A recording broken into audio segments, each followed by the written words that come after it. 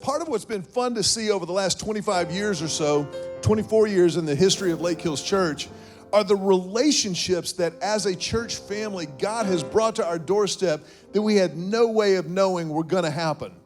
David Thomas and Sissy Goff are part of an amazing counseling ministry in Nashville, Tennessee. You can go online and see what they do for pediatric therapy and families of children and students at raisingboysandgirls.com. It's an amazing, amazing ministry that we were actually exposed to through our friends in Las Vegas through the Leading and Loving It ministry that targets pastors' wives and women in leadership and in ministry. And it was through that relationship that we met David Thomas, who's going to be speaking and preaching here this morning. But what's been amazing to see is how just like-minded, like-hearted we as a church are with what God is doing in Nashville, with what God is doing in Las Vegas, with what God is doing around the world. And so I think it's really healthy for a church family to develop the skill of hearing from God through different voices, of hearing from God that are telling the same message and always coming back to Christ, but getting there through different avenues and by different roads. David Thomas is one of those guys. We are so blessed. It's been a pleasure for me to get to know David. I've gotten to kind of tag along on the Fearless Mom rocket ship. And, it was so funny. Yesterday when we were here for the in-person audience, I had a couple of women stop me and go, "Hey, are you allowed to be here?" I was like, "I feel like I am." I mean, kind of, moral support. I'm married to the OG Fearless Mom. I feel like it was okay for me to be here. But David has become just an amazing friend and an amazing resource for our church family, for our family as a whole. And so I want to ask you, before he comes up here, I want to ask you to really dig in this morning, really lean in. And if you feel something kind of funny, let him know. Everybody kind of, give me a laugh real quick. See, doesn't that feel good? That's just therapeutic in and of itself. So if you hear something, let him hear it. And just make welcome. I want to ask you to stand to your feet and give a crazy Lake Hills welcome for David Thomas.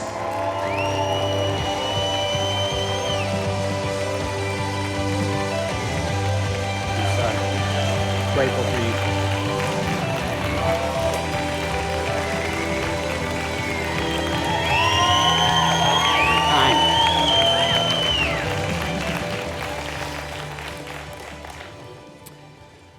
You are an incredibly kind, generous group of people, and I'm going to have a really hard time leaving your city. I have loved every moment of being here and in this church. Brandy, I want to say an enormous thank you to you that you would introduce me to these delightful folks and give me the opportunity to intersect and get to be here this morning. I'm so incredibly grateful for you and introducing me to this new friendship. And I loved your words a few minutes ago, both to honor your extraordinary wife and to highlight for you as a church to know what you're doing. And having been a part of Fearless Mom for my second year in a row, it is not only a snapshot of how you are caring for moms and for families, how you're caring for people. It feels like such a picture of this church and who I have experienced and continue to experience you to be in this city. And so it is a genuine pleasure to be here. I'm so grateful I'd get to spend this morning with you. I'm so thankful to be invited back to Austin. I've said before, I'm gonna say again, I have an enormous affection for your breakfast tacos. I don't even know what to say about them. So much so that I've developed this habit that I start thinking about them on the flight from Nashville here. And my goal is always to try to have one at some point through the day, but what keeps accidentally happening is I get one at the gate just to get me to baggage claim. It's like a little snack, and then I gotta have another one on the drive home, and by the time I get to my hotel, I've had like 12. I'm just getting warmed up. I love this city. I love this church. I'm grateful to be with you all this morning. And was just shared, I'm a therapist at this really amazing place in Nashville called Daystar Counseling. I wanna give you all a quick snapshot. I think it's better to maybe see a picture of where I work to get an idea of the work I do. We work in a house rather than an office, and that was a very intentional decision for us. If any of you have ever taken kids you love to counseling, or if you've been yourself, you know it can be a scary and overwhelming experience. So we're trying to work as hard as we can to make it disarming, to help kids and families feel safe. You may also notice that all of the people who work under the roof of that house are crammed into the bottom corner, and some others got their own photo, I guess you'll notice.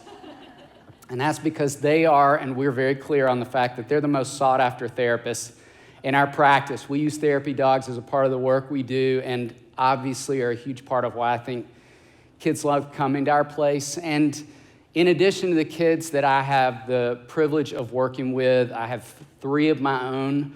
My wife and I, our firstborn was a girl, and about a year into her life, we got pregnant for the second time around, and we were incredibly grateful. And we went midway through our pregnancy, as you do, for an ultrasound.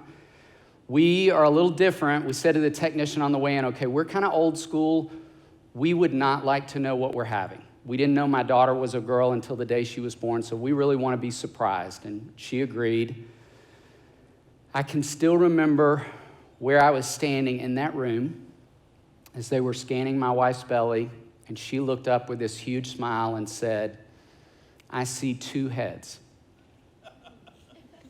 And I remember thinking, why in the world are you smiling if the baby has 2 heads? Nothing about that felt right to me, didn't sound right.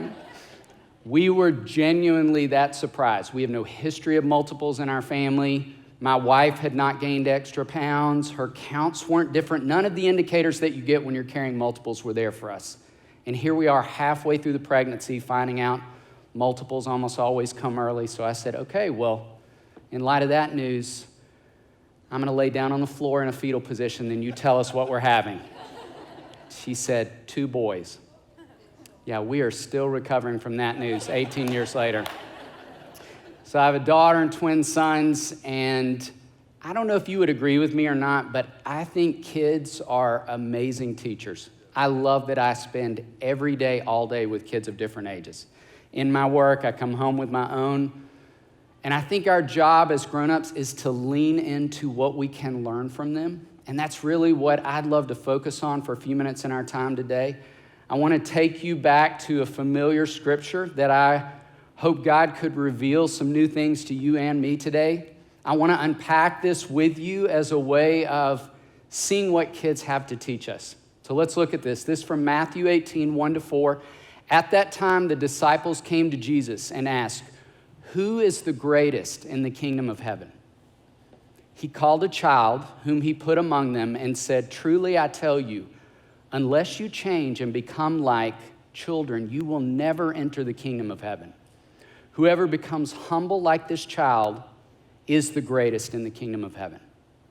And I want to lean into 3 things within that passage that I think could have something important to say to us today. The first thing that I want to pay attention to is that Jesus called a child, and we can tell from the timeline of that passage, the child came. The child came. The child was responsive. And I don't know about you, but if you were to place yourself in that scene as an adult, and that Jesus called you out in a crowd, my guess would be there would have been some self-consciousness that would have settled in. Maybe you would have thought something like, oh, he's going to ask me a question I won't know the answer. Did I iron my clothes today? Whatever it may be, some self-consciousness that might make us hesitant or tentative. What happens for every one of us is around 11 to 12 years of age, we develop a self-consciousness. It's called the age of awareness. We come into this peak awareness of how we look and how we sound and do we appear incompetent and all these things that can rob us of responsiveness in a way that it didn't with this child. We lose that. The good news is we can get that back. And I think this child is reminding us of the importance of getting that back. And so I want you to think for a moment as we kind of unpack even this idea of being responsive. I think awareness can rob us of responsiveness. I think fear can also rob us of responsiveness. It can roadblock us. It can keep us from saying some of the things that we need to say.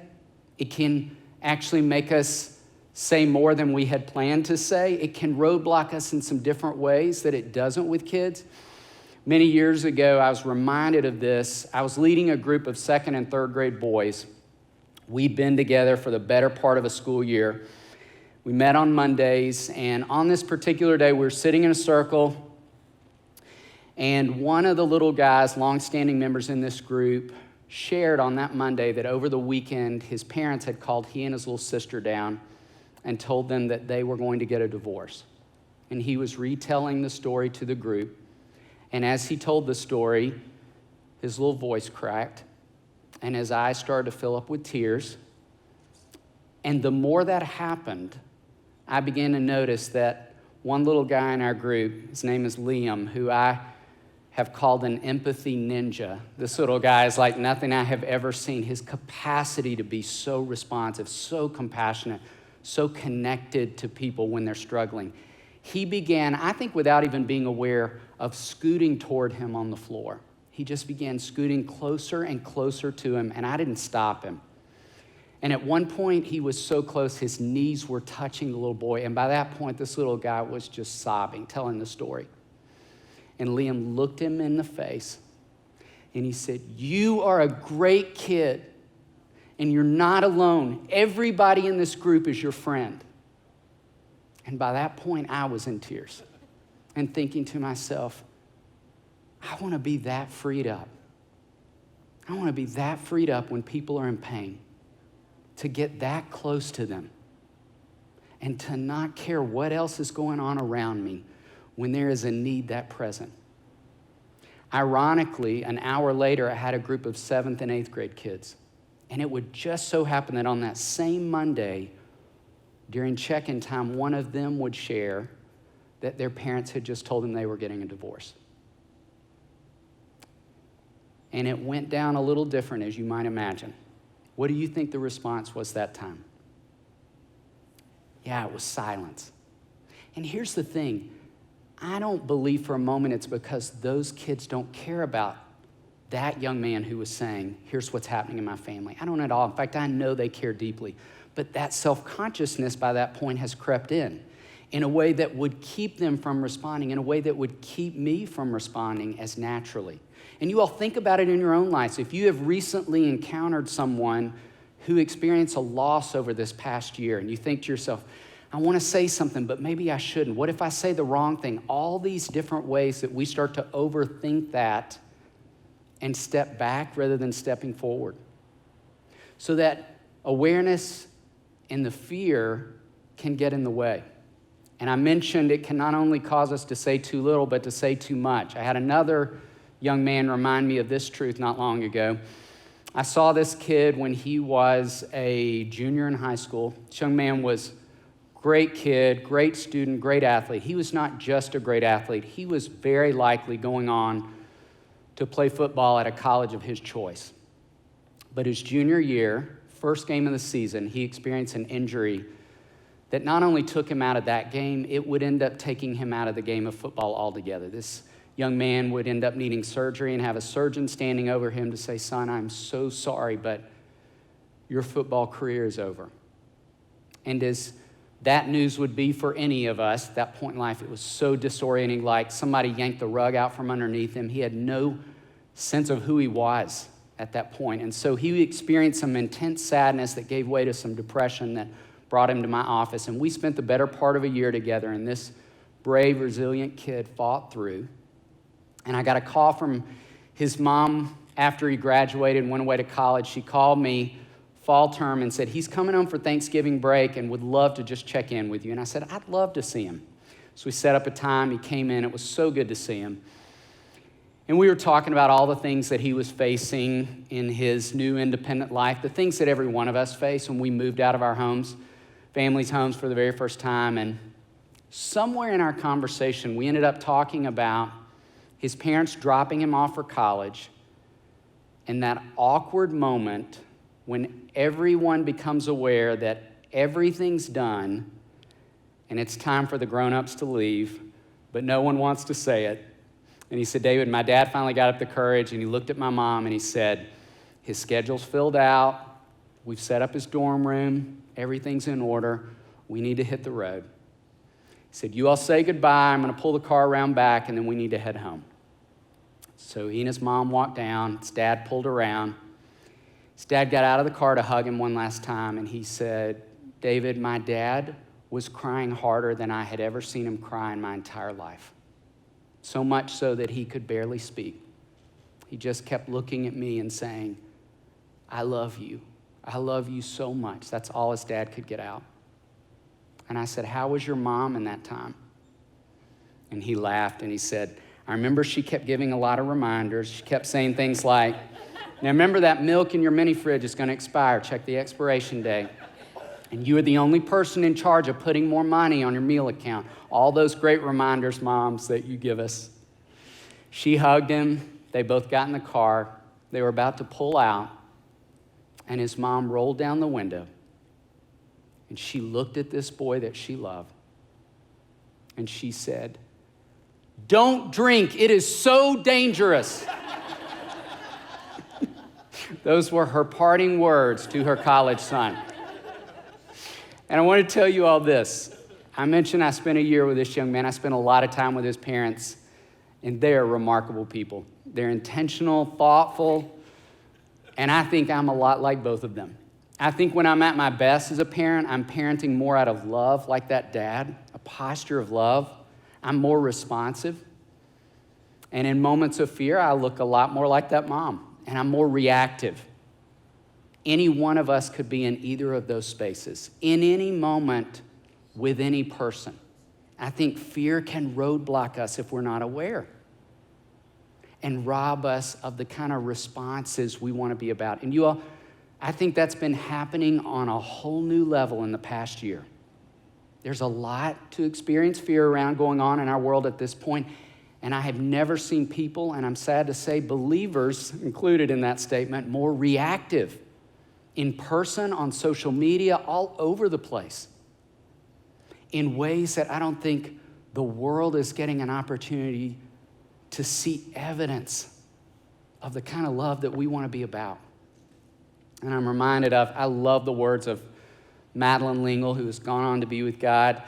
I love when she said, we will draw people to Christ. We will draw people to Christ, not by loudly discrediting what they believe, not by telling them how wrong they are and how right we are, but by showing them a light that is so lovely, they cannot help but want to be drawn to the source of it. There's our calling as believers right there in this moment, more than ever, I think, to be showing the world a light that is so lovely, they can't help but be drawn to it. So I want you to think of that as we think about the great challenge that I think kids give us to be responsive, to be less reactive, and to step forward. I think kids also remind us to be open. I want you to lean into that part of the scripture that says, truly I tell you, unless you change and become like children, you will never enter the kingdom of heaven. Focus on those words, unless you change. I think that's one of the things kids remind us. You all think about it. Every day during a school year, kids wake up and their job in life is to be a student. Their job is to learn. And we forget to be students. We forget to learn. We forget to be open and growing, and how incredibly important that is. I want you all to even think about the many phrases, common phrases that speak to that. You can't teach an old dog what? New tricks, absolutely. He's set in his ways. Yes, all these different phrases that speak to that reality for us as grown-ups, where we can lose that. Sadly, we forget the importance of it. I want you to think for a minute, like, what is something you have learned lately? And if it's hard to answer that question, that's important to pay attention to. I'm so grateful that throughout my life, every summer when I was a kid, my mom would pack up my sister and I and drive us to the public library, and she would sign us up for the book club in our little community. We had to read books all summer and kind of work toward these goals. As a grown-up, I'm so incredibly grateful for that because I became a lifelong reader out of that passion. I also think back as a grown-up and a parent myself, she never asked us if we wanted to. She never said, do you think it'd be a good idea to sign up for book club? She simply said, get in the car. It's time for book club. And I love that she did, because I do think something in that, being a lifelong reader, made me a lifelong learner. I don't know about you, but I'm so grateful for podcasts. I'm learning so much. I feel like I'm cheating, like I'm reading more books than I'm actually reading, because I can be on a walk or making breakfast or doing yard work and be listening and learning something as well. I want you to think about where you could do more learning, good learning. What relationships, what contexts, what tools, what resources allow you to do that? And I'll tell you one for me, in the last 20 years, I have been studying a tool called the Enneagram. Are any of you familiar with the Enneagram? Yes? All right, lots of you are. If you're not, I want to spell it for you. So you write this down, Enneagram. I love this tool. It is just that. It's a tool. It's not the end-all, be-all, but it's a great tool, a great resource that as a therapist, I've seen be a game changer for families in the context of marriage, in the context of parenting. We use it as a resource with our staff so we understand each other better as coworkers. You're going to figure out more about your hardwiring, kind of the directions you've been, the way you see the world. And it's, again, been invaluable. I couldn't recommend it enough. If you want to get started, there's a great book called The Road Back to You, written by Suzanne Stabile and Ian Morgan Cron. A great podcast that I love is called The Enneagram Journey with Suzanne Stabile. Be a good place to start, just to begin learning a little bit more. But here's the Cliff Notes version. We're all a number between 1 and 9, and each of those numbers has strengths and struggles. I won't ask any of you your number, but I'll tell you I'm a 1 on the Enneagram. And the name given to the 1 is the reformer or the perfectionist. I do not like that word at all, but it is a fit for me. We see all the things that are wrong in the world, and we want to make it right. We bend toward order and control. We love to manage things and sometimes people, which is just really never a win in marriage and parenting when you want to try to manage people, I have learned. Now think on that. And you all, I think as I've studied this, I've started to see more and more evidence of where it plays out in my life, in ways where it trips me up, in ways where it helps me. And I think about the fact that when I'm at my best as a father in my oneness, I can bring a lot of vision and leadership to my family. And when I'm at my worst, I can be a bit of a drill sergeant.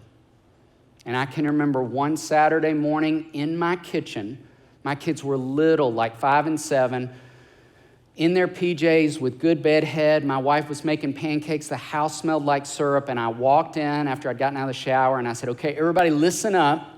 We got a lot to do today. I'm going to take you two to the soccer game. Mom's going to take you to the birthday party. We're going to meet back at the house. Your grandparents will be here. And I was going through all these things that were going to take place while my poor children were just trying to enjoy pancakes.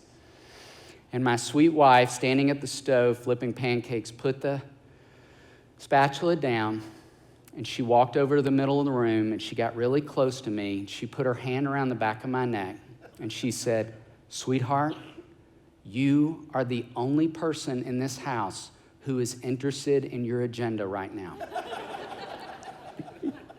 It's one of the most loving things anyone has ever said to me. And I'm so thankful to be surrounded by people who'll see evidence of those things about me sometimes that I can't see about myself. Who are those people for you? Who are the people?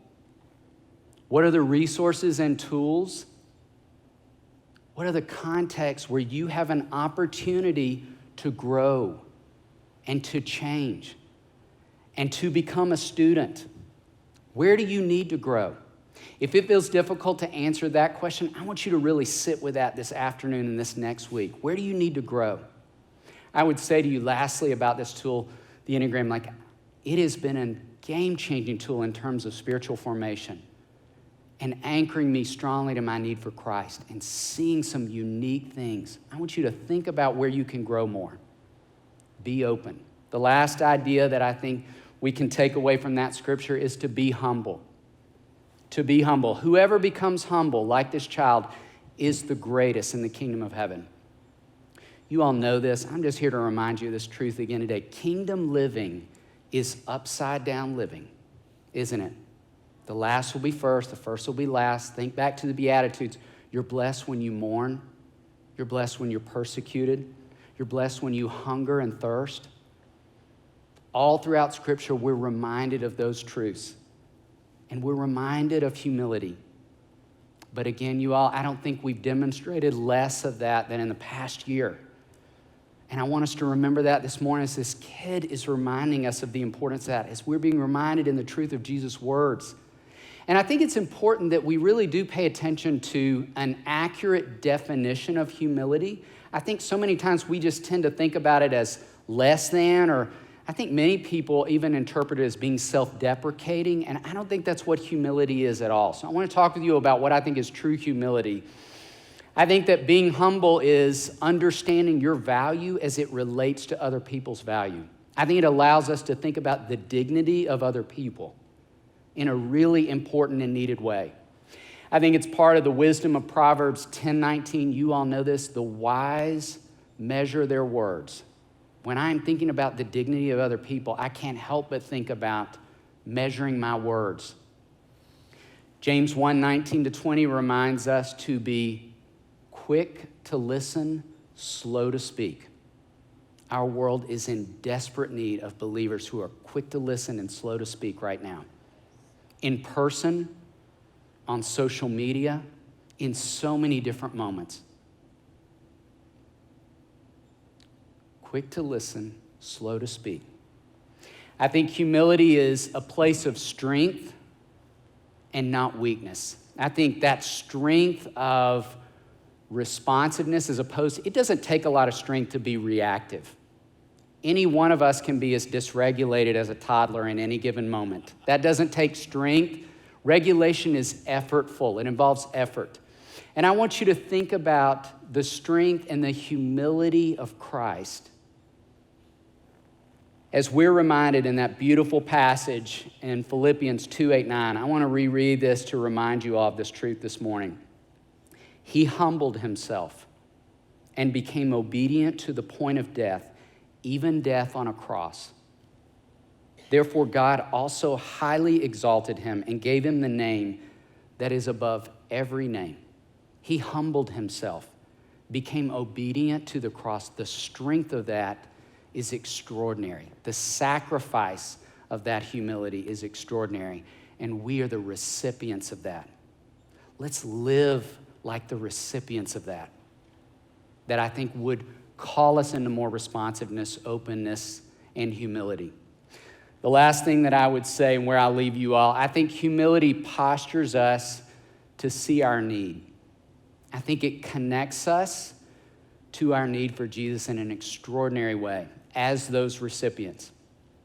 And when I think about kids who have taught me things over the last decades, I think about one young man who has actually spent a lot of time in my home. He's one of my son's good friends. We'll call this kid Jack to protect the innocent. Jack spent a lot of time in our home, and Jack is a fascinating and hilarious kid. Jack is one of those kids who you never have to wonder what he's thinking because he will always share exactly what's on his mind. And he's very direct. And I've had 1,000 moments of laughing hysterically at Jack when he's been in our home. And we, as his parents and our group of parents, swap Jack stories all the time. And when Jack was in second grade, he did an overnight with one of our good friends, and the dad called me and said, I got a great Jack story. He said, we were just at dinner. He was in the second grade at the time.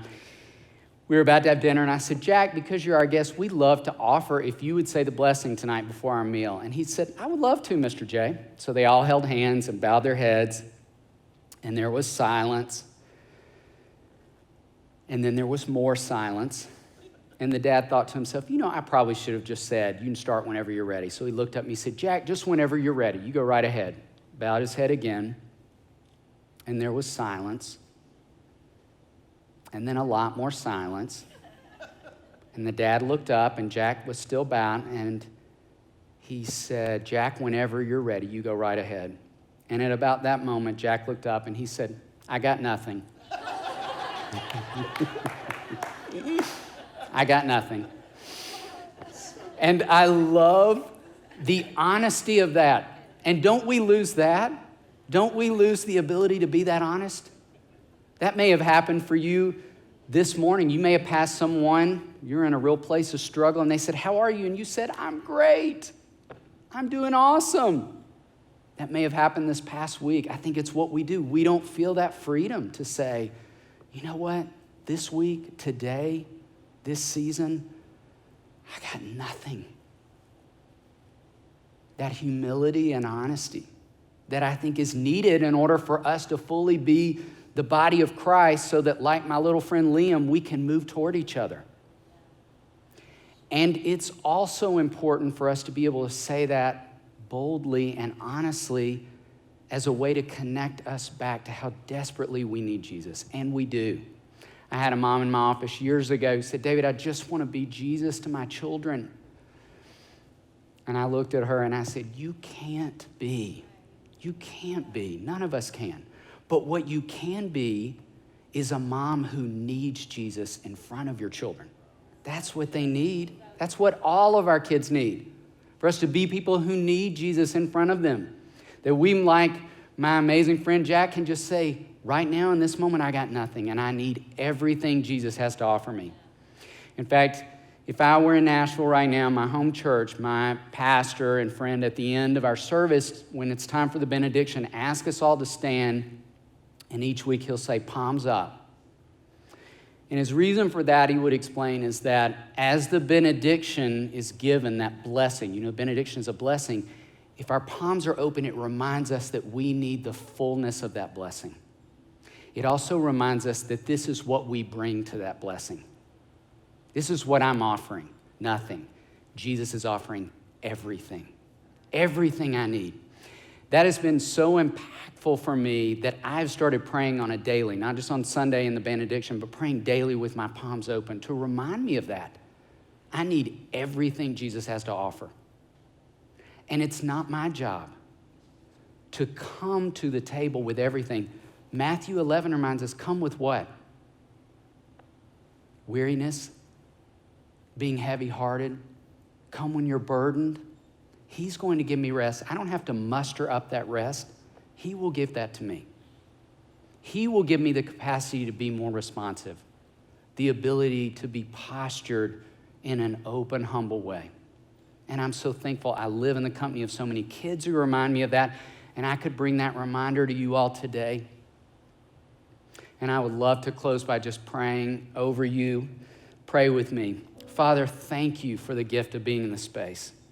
I cannot thank you enough for this church, that my consistent experience in being in this space is that this church is a light in this city and beyond this city that is so lovely. It is drawing people to you. And I pray it would continue to. I pray you would equip Mac and Julie and the staff and the members of this church to be about that work of being a light so lovely. Father, I thank you that I've had the great privilege of being in this space with this congregation on this day. Father, thank you for all the kids in our lives, our own children, the children around us, our neighbors who have so much to teach us. Help us to just pay attention. Thank you that you called a child to you, to use that as an illustration of who you want us to be. Remind us of these truths today, and I pray these things in your name. Amen.